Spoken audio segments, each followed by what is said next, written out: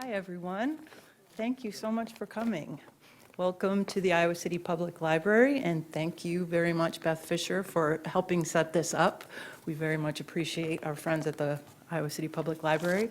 I'm Kathleen Johnson with Prairie Lights Bookstore, and today I am very pleased to present David Ottenstein, who will talk about his photos of Iowa and photography and some of what all of you want to talk about. David Ottenstein has worked as a freelance photographer in New Haven, Connecticut since 1982 and is a member of the Professional Photographers of America. His commercial work includes architectural, product, editorial, and portrait photography on location and in the studio. His clients have ranged from high-tech corporations to nonprofit organizations that provide social services.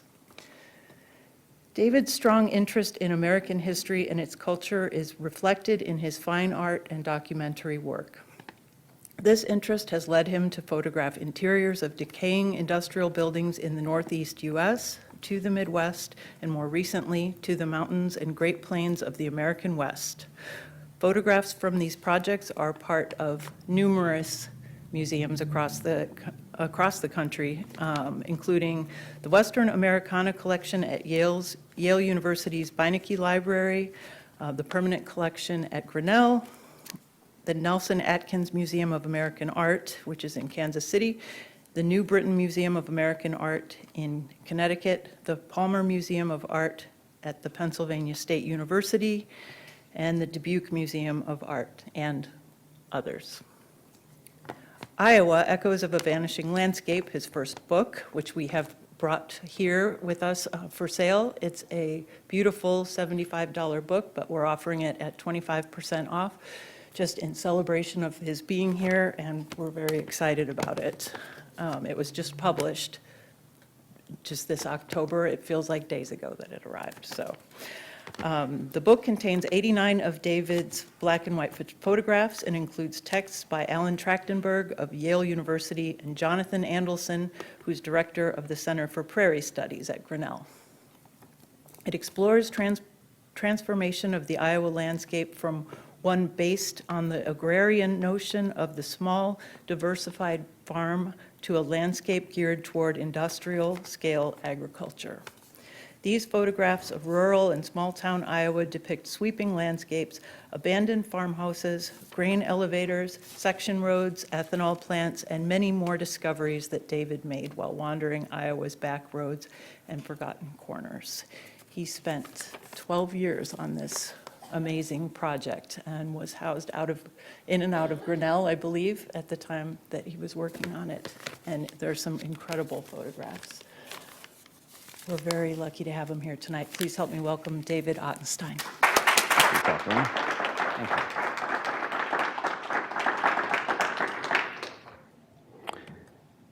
I'm going to get we'll get the images running. And I'll note that the photographs you're going to be seeing tonight are ones that are in the book as well as others that didn't make it into the book.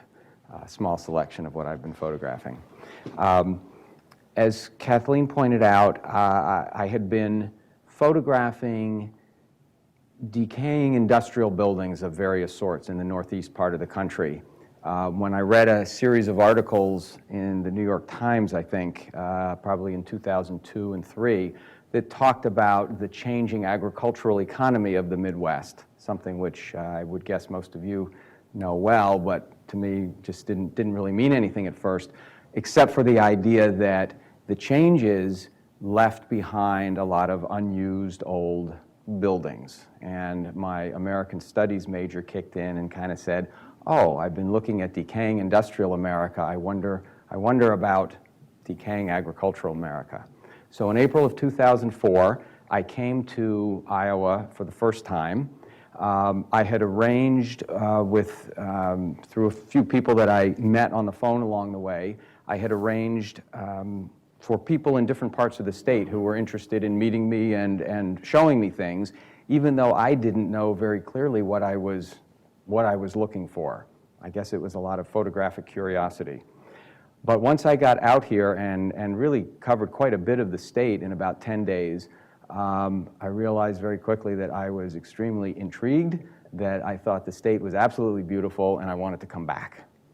So, to make a long story short, I continued to do that. I'm now into my 14th year. This is I think it's my 21st visit to Iowa.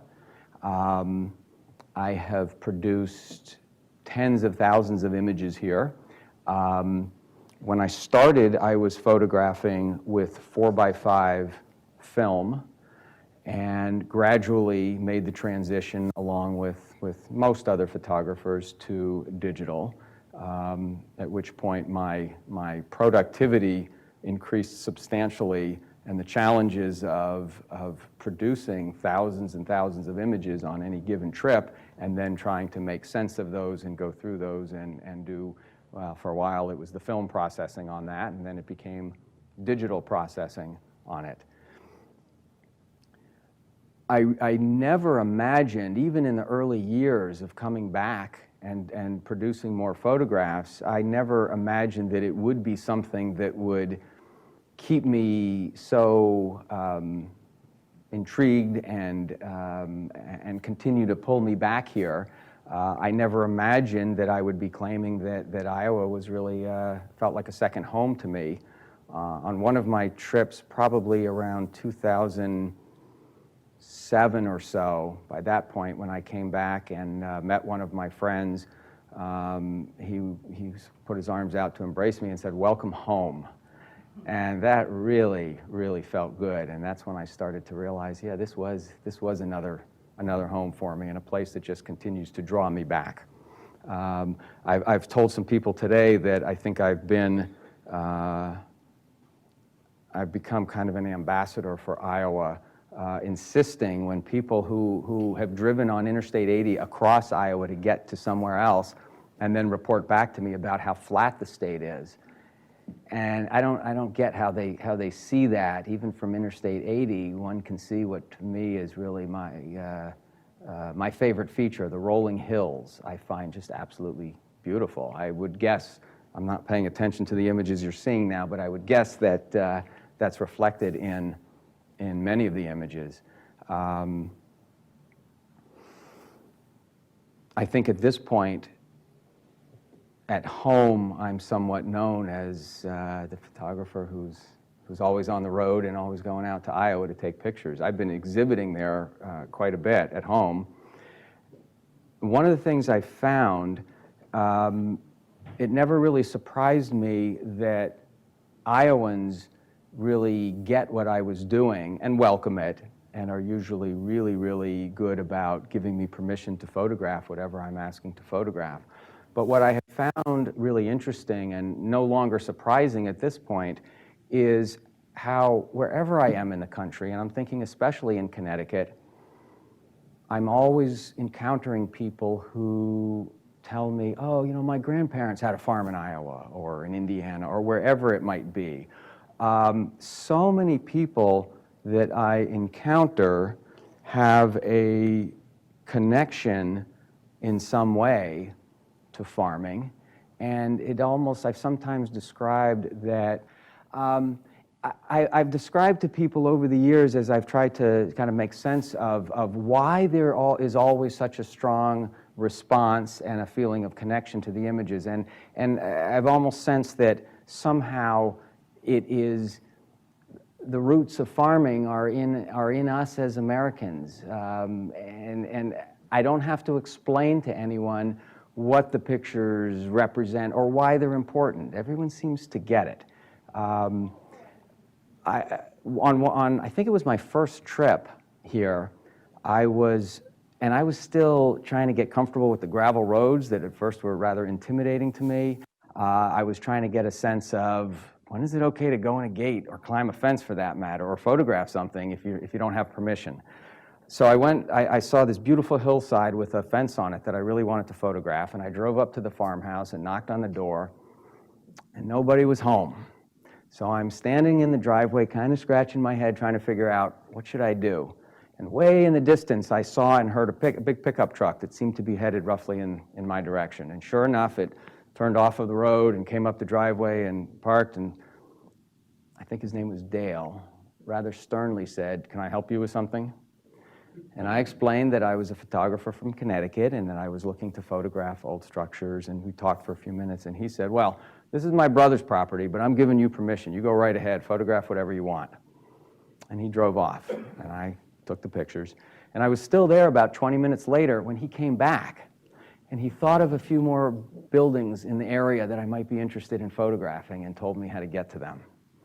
And that, I really thought that was special, and I think that represents in a lot of ways the kind of reception that I've gotten coming out here and asking for all kinds of permission in all sorts of places and trying to get into buildings. And I have been guided in large part by people who give me suggestions, tell me places I might want to go, but quite a bit of my time is spent in what I call trolling on the gravel roads, and I'll leave my base in the morning and decide, oh, maybe I'll head north today or maybe west, and I will just wander and keep looking for material that excites me or interests me to photograph. I hope with that I've given you some a sense of what the project is about, maybe some of what motivated me to do this. What I'm especially interested in would be hearing questions from you. What kinds of things can I address? What can I tell you about with this project? Well, to start, I'd like to know if you think that a Connecticut farmer would have been the same way if an Iowa photographer had come out and started climbing over his hail bales and those stone fence things you have there. He would have been run off with a pitchfork. Well, you know, the honest answer is I don't know, because as beautiful as I find the Connecticut countryside, it has never really motivated me to photograph it. I enjoy it, I like to see it, but I don't go out exploring Connecticut and trying to photograph it the way I do in Iowa. So I honestly haven't had an equivalent sort of experience to be able to answer that question. But I'll take a stab at it anyway. And Okay. I think that people respond to the way you ask them, to the interest that you show in their property or their land, whatever it might be. So I'll venture a guess that a photographer from Iowa trying to photograph in Connecticut would probably be able to get the permission that I've gotten in photographing here. But that's speculation. People are proud of their homes and their home states. All I have to say is you have an incredible eye for art.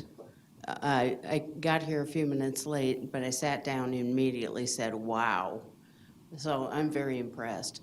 My question for you is, are you living in Iowa now? I got here late, so I don't know. Are you Connecticut transplant? Are you here for a while? What's going on? Okay. Well, first of all, thank you for your thoughts on the pictures. I appreciate that. I still live in Connecticut, and I imagine that I will continue to. My wife's family is very much based there, and I don't see her moving to Iowa or to anywhere else outside of Connecticut. Her family's been there for a long time. I've only lived in Connecticut for 39 years, so I'm still a little bit of an outsider there. Although I do really feel like that is home. It took a while. The way my trips work, I try to make a Western trip twice a year. Sometimes it only ends up being once a year. Usually, and I always drive. I found the process of being on the road is very important to the work that I do. I'm usually gone for 6 to 10 weeks at a time on my trips, and I spend a lot of time in Iowa, even now that I'm doing other bigger Western loops. I'll be here for almost a month on this trip. Probably not photographing as much as I usually do because I'm going to be busy talking about my book and sharing it with people around the state. It would be really wonderful to have a place of my own here and kind of split my time, but I'm not sure that's going to be realistic in the near future. These images are gorgeous. It goes without saying, so much better in the book, that the quality of the screen doesn't really do them justice. There's a guy who's kind of famous for photographing Iowa. I was wondering if you were, oh, I'm sure you're aware of David Plowden's work, but if you felt any sense of, I don't know what the word is, not pressure, but the desire to do something differently, or just how that work affected you, I suppose. I've known David Plowden's work for a long time, and I met him about 8 years ago, and we've become pretty good friends. When I first met David and explained to him what I was doing, I'll never forget his saying to me, "Well, thank God someone is picking up the torch." And it's really been what I've learned from him, and the sessions that we spend just chatting about the work and the places that we've both been and photographed and the people we've even met along the way has really been something. When I'm photographing, I'm not thinking consciously at all about either another photographer's work, even people like David Plowden and others whose work really has certainly formed something about what I'm interested in photography. I'm really not thinking about that, nor am I thinking about, well, the pressure of, is my work as good, or am I doing the kinds of things that he or that someone else did? It's really, for me, I call it sometimes a photographic curiosity. When I come to a place, and this was very true with Iowa, I really didn't know or understand much about what I was seeing. But rather than that hurting my photography, I think that's what fuels it in a lot of ways, because I don't worry about all the very important history and information that shaped what I'm seeing. I respond to it visually, and I try to make strong photographs out of it. When I met John Andelson at the Center for Prairie Studies, he became very good friends. He made it his mission to be sure that I became educated about all these other forces, and that was fine. I'm very interested in that. But I think it was really important to have time to photograph blindly without knowing a lot of the information. Did I know that Iowa was once, virtually all prairie land? Yeah, I kind of knew it, but I wasn't thinking about that. I wasn't conscious of that. But that's something that John, through the Center for Prairie Studies, taught me. And his foreword, or his introduction in the book, I think sets a really wonderful stage for the pictures, because it describes all these forces, the transformation from prairie to farmland, and the change from farming that was done through small, diversified family farms to what we see more commonly today. And each of these changes, he describes it as a landscape of loss. And I've thought about that sometimes as literally the vanishing structures that are disappearing pretty rapidly, but also a landscape of loss that comes from things that are introduced to the landscape that we don't generally consider as beautiful or as contributing anything. Does that answer your question? Yes. Okay. Thoroughly.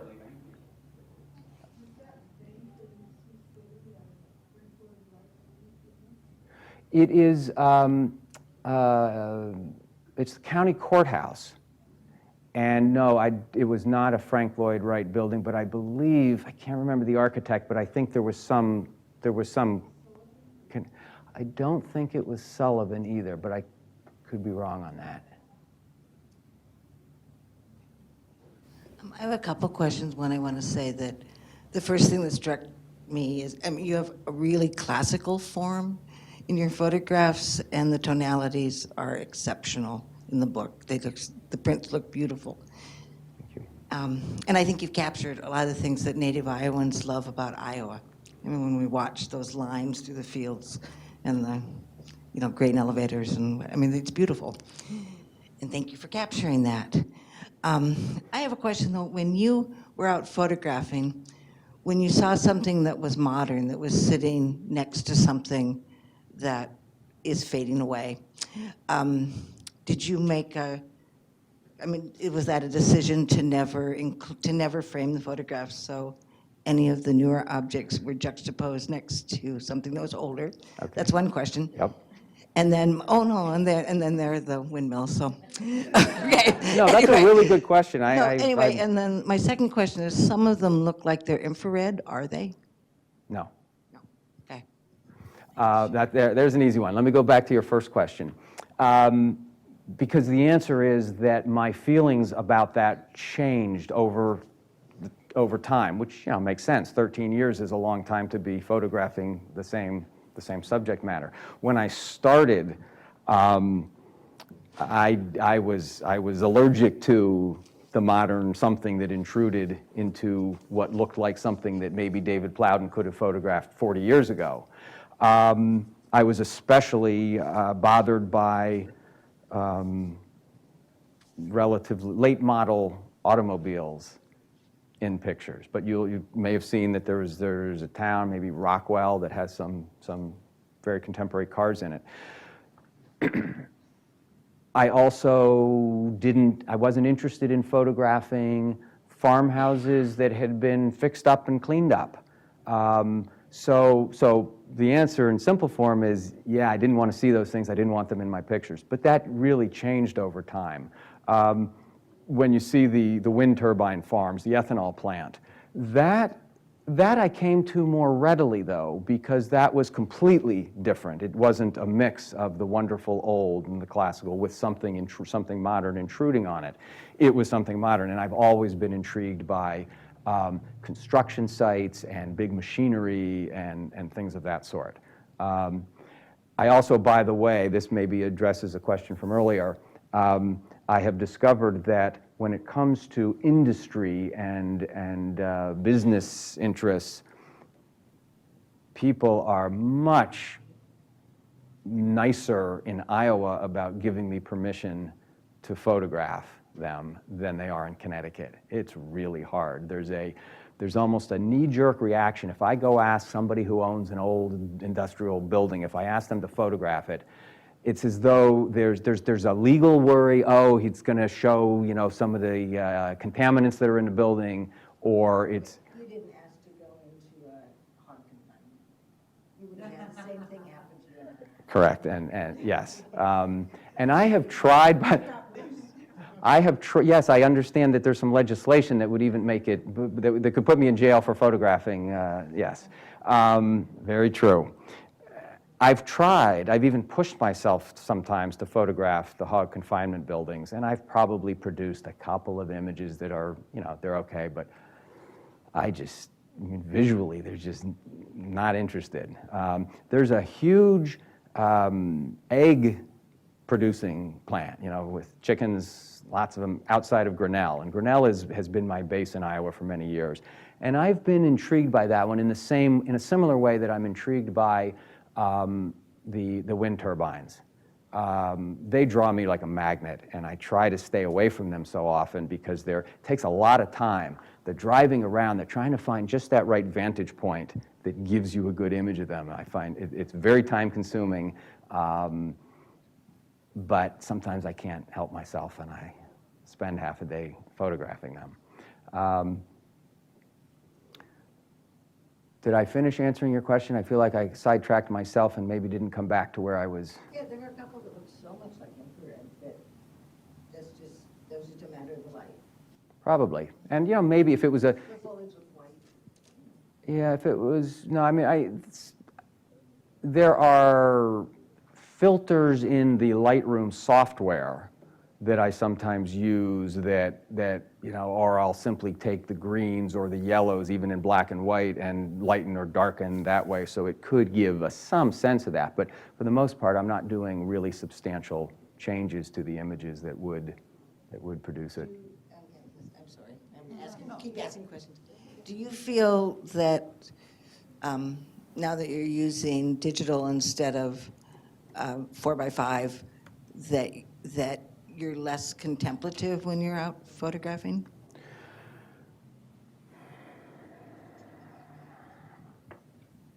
Sometimes. Does anybody, when we talk about a 4x5 view camera, does that mean anything to people here? A little bit? Not much? Expensive film, yeah.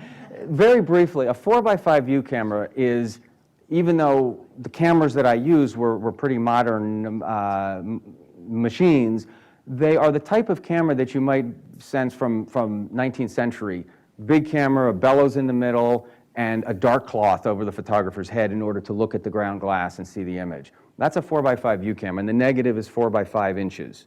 That's what I was using exclusively beginning in 2004, coming out here, and probably in 2008 I started doing digital, and by late 2011 I had stopped using the 4x5 film camera and had gone entirely to digital.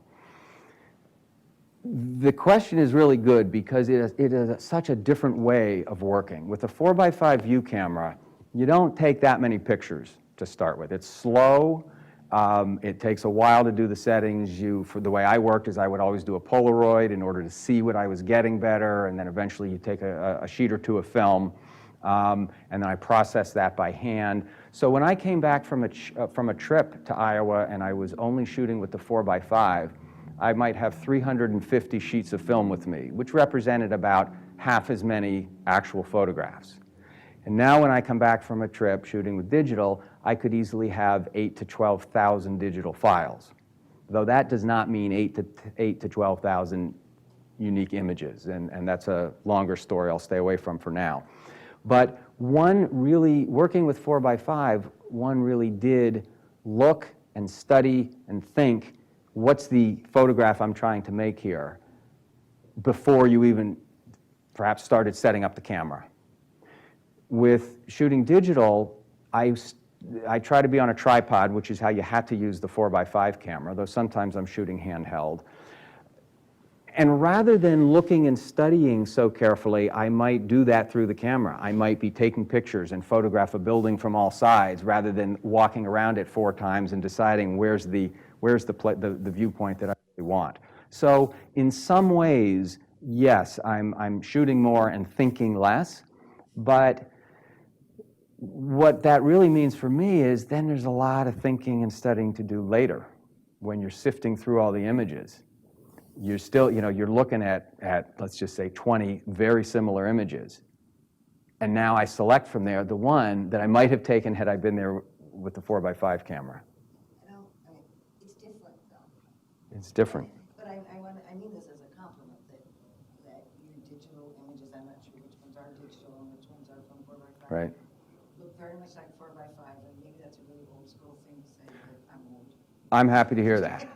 I'm happy to hear that, because that's how I was trained. That's what I think of in photography, and the tools have changed, but I don't think that should require that my work changes in ways that I don't want it to. So I'm pleased to hear that. Well, this will be less technical because I don't know from digital. But anyway, I'm just curious about whether or not you feel like the landscape in Connecticut is less vanishing. I mean, if the rural landscape in Connecticut is more stable, more, I know from talking to people and from here, did everyone hear that question?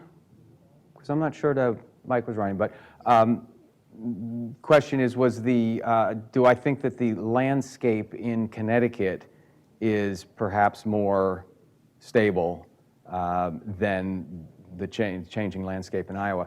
What I know from, not so much from firsthand experience, but from reading in the paper and talking to people, there's tremendous pressure on farmland in Connecticut. But it's not the pressure of changing how it's farmed or how it's used. It's of making the land move to something else, to suburban development, to not shopping malls so much, but other things than farming. Whereas it seems to me that in Iowa, it's more a matter of changing how the land is farmed, what the entity is that owns it.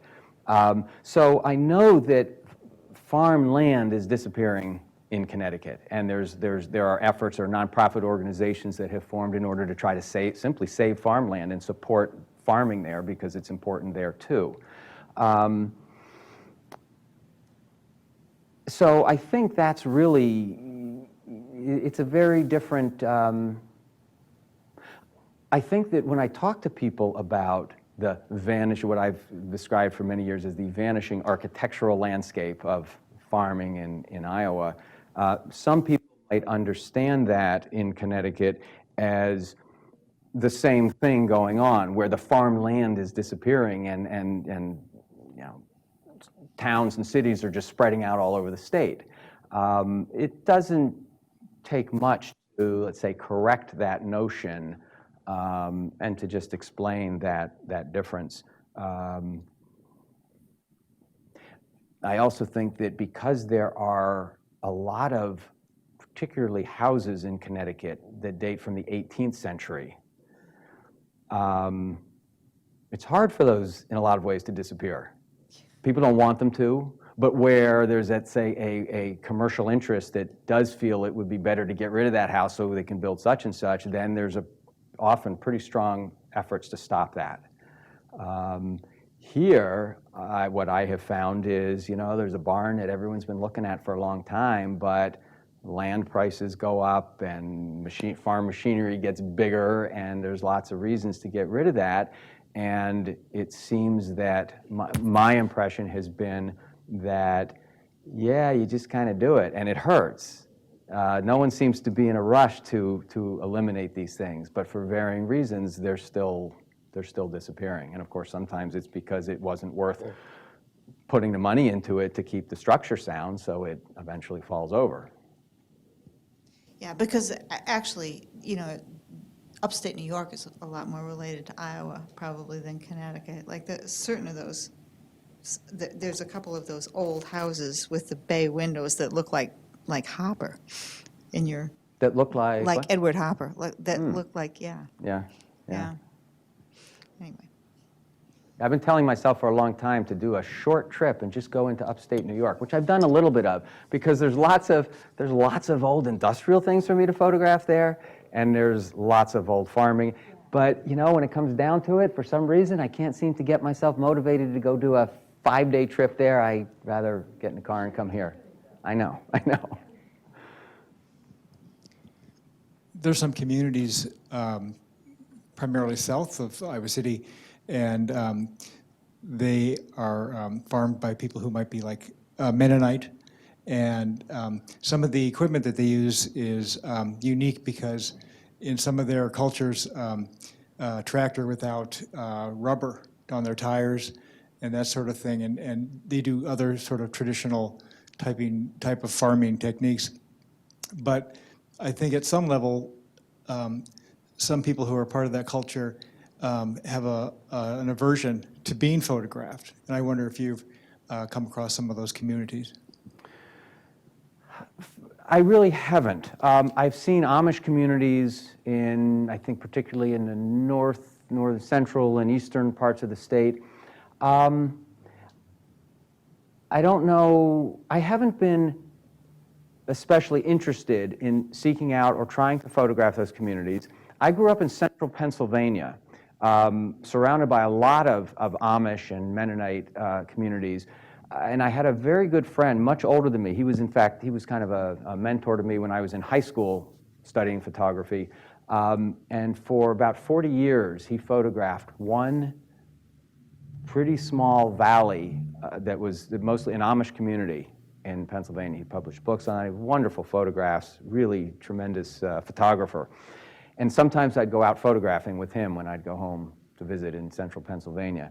But I guess to some degree I felt that was Bill's territory. And I mean, partly I just didn't really happen on, in my wandering, I didn't happen on those communities that much in Iowa, and nor did I ever have any great urge to go and find them, at least not yet. I've got ideas for some other projects that I'm thinking about, more than thinking about, that I'm beginning to work on, I'd say, in Iowa. And you never know what additional ideas will grow as I photograph.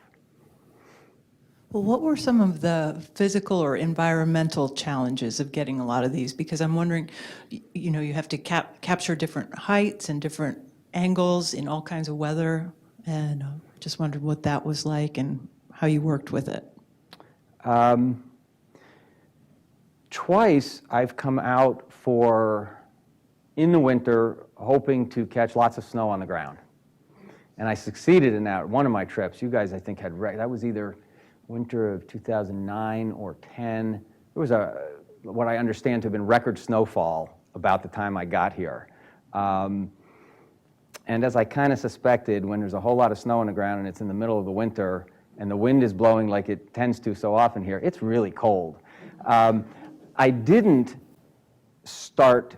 try to target the winter until I was photographing digitally. And in fact, it's really hard to photograph with a 4x5 view camera in windy conditions, in any kind of just bad weather, and certainly in cold. There are photographers who do it and continue to do that, and I admire them. But I would think with snow too, when you step in it, you wreck it. So Yeah, but you can't you take can- that spot. Right, you do pay attention to, well, I'm going to want to take some pictures from back here and maybe closer to that house. So yeah, you try to remember to start farther back and work your way forward.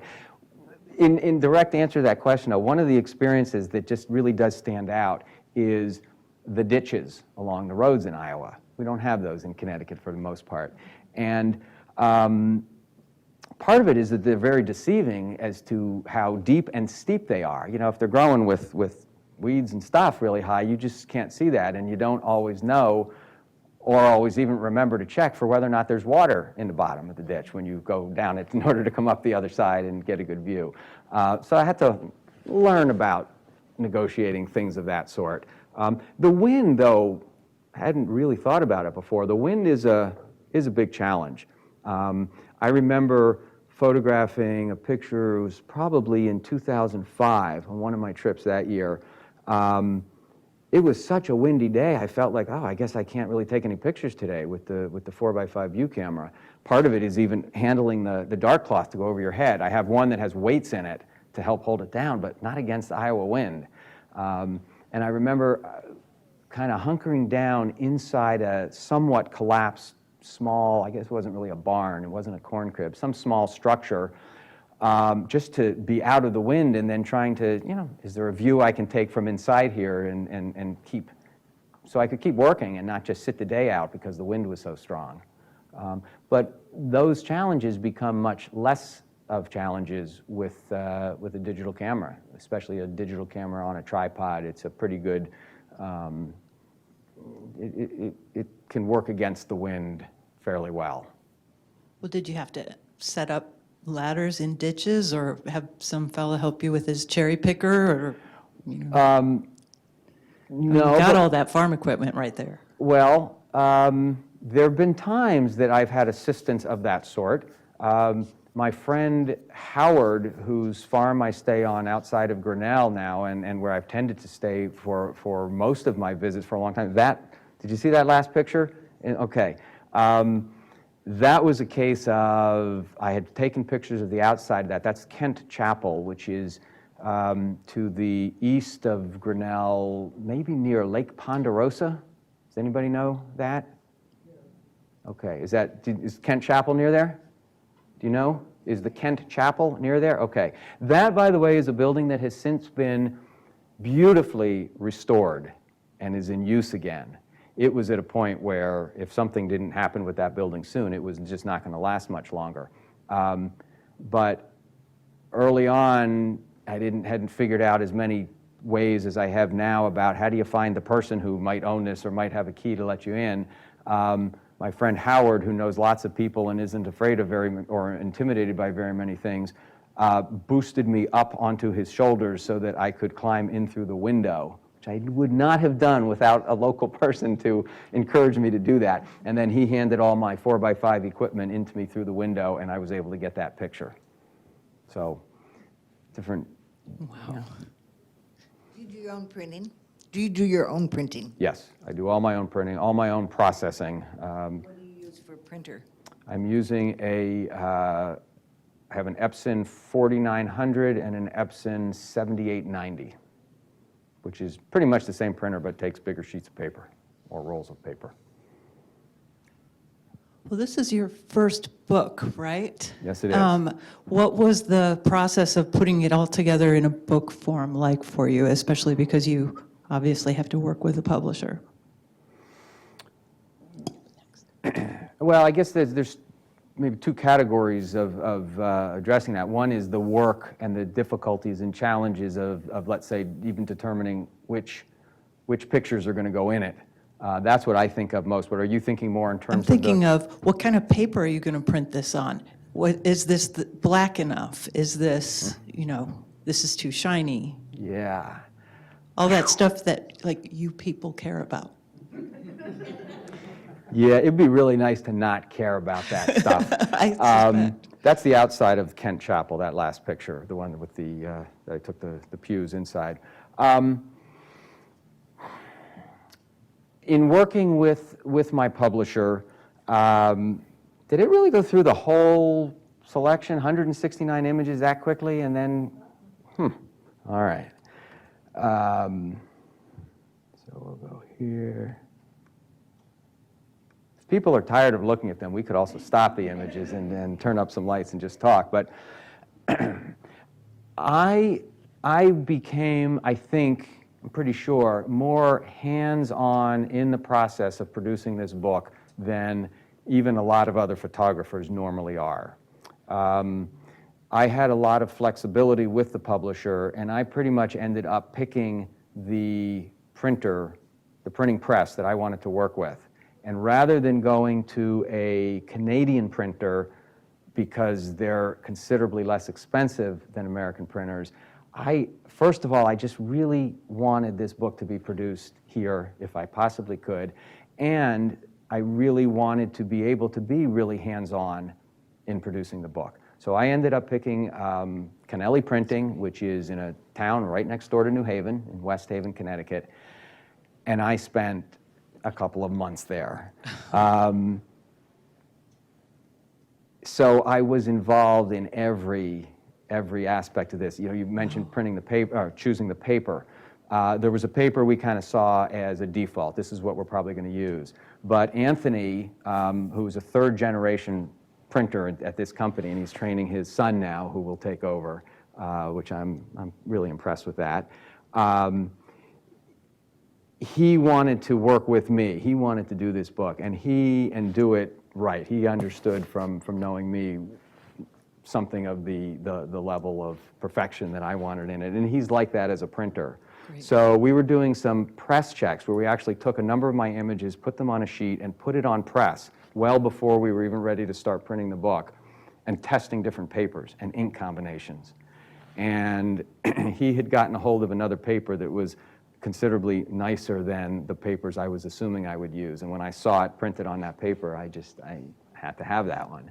Yeah. So one example of just the level of detail that we went through. And I don't know that I'm ready to do another book right now. It was just so much, but I learned so much about offset printing and the production of a good photo book. So. Great. We have another question. The blank page is another where you, that was a matter of in the sequencing of the images, which is very important. It's not just which images, but how they're sequenced. David Plowden always says it's kind of like creating a poem. You're looking for a certain rhythm, a flow of the images, and to me, it was often pretty obvious when images should be paired together, but when something should stand alone. My publisher and many others actually said to me sometimes, "What's with the blank pages? Did you mean to have blank pages there?" Well, yeah. To me, it was a natural part of that process of how you make the picture and the images flow. That some stood by themselves. You had to argue for them? No. I just had to explain that, yes, I really meant it. It wasn't a mistake. And yeah, I know we'd save a little bit of paper and ink or at least a little bit of paper if we put them together, but I didn't think it should be that way. Yes? Well, first off, definitely go to upstate New York. I think lived there for 12 years as of 3 months ago. It would be definitely worth it to go up there. But You were talking about using 4x5, whatever, film, and up until 2009 or that time. But what are you using right now? Like, are you using full frame or medium format, that sort of thing? Yeah, I'm using a Nikon D800E, which is a full-frame 36 megapixel sensor. Just a really fabulous tool, although Nikon has now introduced a updated version of that, the D850, and as soon as they produce a few more, I want to get one of those, because everything I've read says it's going to be even better, even more impressive than what my current digital camera is doing. Back to a technical question, sorry. Do you shoot in black and white, or do you shoot in color and convert it? Well, it's sort of both. When I'm shooting digital, I'm shooting raw files.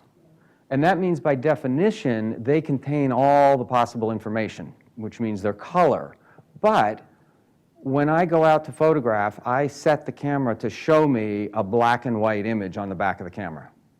So in that sense, yeah, I'm shooting in black and white. And by default, that's what I do. I'm a black and white photographer, and every day I start off with the camera set for black and white. But I can always decide later that it's going to be color. And if I see images that make sense as color, and I do shoot a fair amount of color, I just tend not to show it as much so far.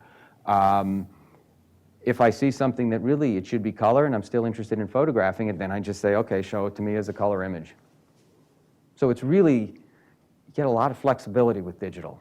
There's lots of good things about it. Lots of gripes and complaints I could give you, but that has more to do with the business aspects of it and other things. But as a tool for producing the best images that I can produce, digital has really been a big asset.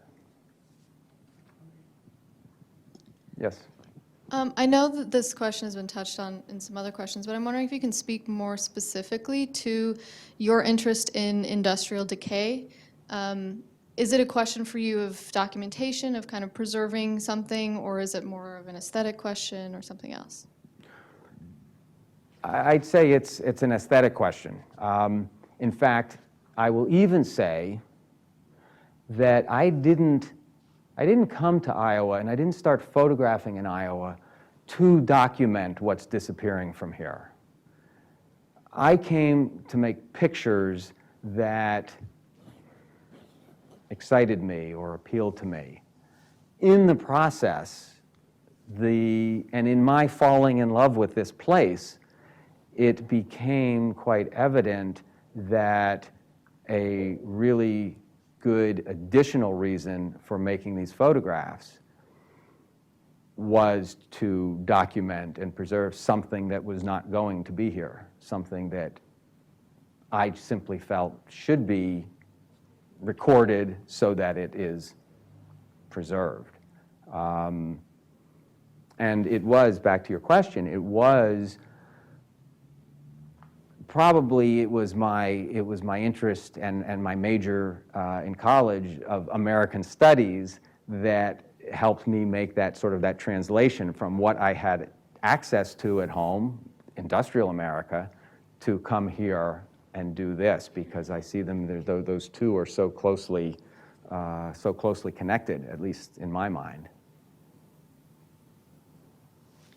Yes? I had a question. Has anyone told you about the really cool-looking barn between Rochester and Dutch Street? It's really cool. Right here in Iowa City? In Iowa City. I don't think so. It's got all these little windows all over it. That'd be something I think you'd find interesting, as well as these. What is that giant concrete Buddha-looking thing along Scott Boulevard? Yeah, between Rochester, again, between Rochester and, what is that, Dodge? Dodge Street, yeah. Both of those are located there. And this giant Buddha land, or whatever that is so strange to see in the middle of a field, farm field kind of stuff. But the barn, I think you'd really like to look at. Okay. So that's cool. my other question was, when you're setting up your shots, do you shoot fast, or are you sitting there kind of dinking around until you find what's aesthetically pleasing to you? Are you pretty rapid, or is the process drawn out where you're? Like I was talking about with the 4x5 versus the digital camera, I think I'm still somewhat deliberative and slow with my digital camera. I'll make it a point to put it on a tripod. I use lenses that are a little slower than what most people probably think of as normal lenses. That mine have things that turn and lock and shift, so that the lenses on my digital camera, so that they kind of imitate some of the movements that a 4x5 view camera could do. So there's lots of things built into my process that do tend to slow me down, but I've also learned that light and the sky change really fast, maybe faster out here than at home, I don't know. But I missed many pictures with the 4x5. I saw something, I said, wow, this looks great. And by the time I could get the camera set up, those clouds had blown through, or they left, or new ones, or the cows that were in a perfect place all either came running up to the fence to ask me what I was doing, or took off in the other direction and took my picture away. That happens all the time. So I've learned there are times when you want to try to take advantage of the current equipment that does let you shoot really rapidly. I like to make really big prints, or at least I like to have the option to make really big prints, and that argues for working on a tripod. Even when you can get a perfectly good picture handheld, when you make a really big print, the difference between the stability that a tripod gives versus just hand holding it, it makes a difference. So I try to be patient and slower about things. Okay, I think we have time for just two last questions back here. I was going to ask two questions, sorry. No, well, just was curious a little bit about your ability to organize such a large volume of pictures. Could you hear what I said? Mm-hmm. And I was also curious about if there was a intention to cover every county in the state of Iowa. And I just want to thank you. These are just gorgeous. I grew up in a farm family. I mean, my uncle and my grandfather, and even though Nebraska's not quite as beautiful as Iowa, if you get bored, you might try Nebraska later. I've spent a lot of time there too, yes. I like Nebraska.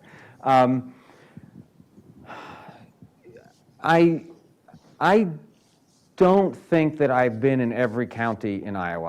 I certainly haven't attempted to document or keep track of which ones. What I was doing, especially in the first few years of my work here, was to make sure that I was always moving around the state and getting to all different parts of the state.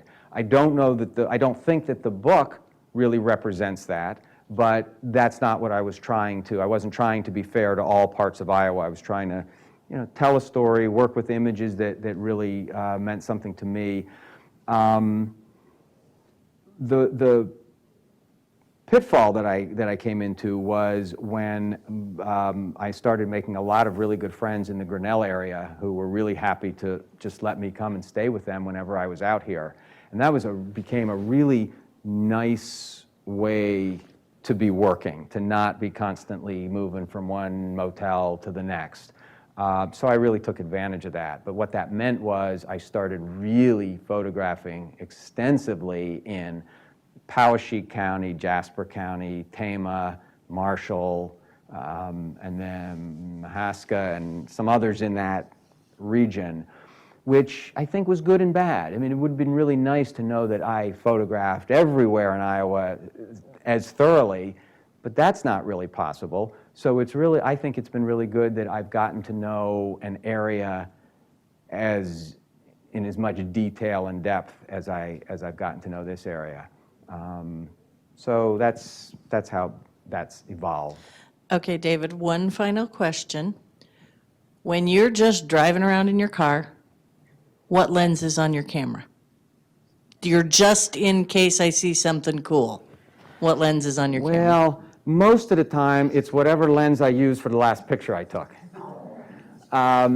If I'm If I'm in the kind of mood, or if what's going on is that I'm doing a lot of fairly quick shooting, it's probably my 24 to 70 2.8. But that's not the one. If I'm photographing a building, if I'm photographing structures, I'm likely to be using my 45 tilt shift lens.